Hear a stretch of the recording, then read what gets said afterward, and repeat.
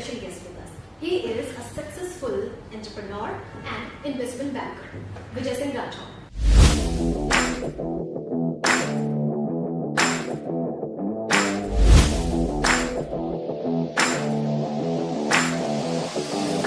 Pitch deck. Yeah. What's meaning for Okay, good. Pitch deck is typically a resume for a startup. It should explain what is your business model, what is your current traction, what are things you're doing, your market size, your team.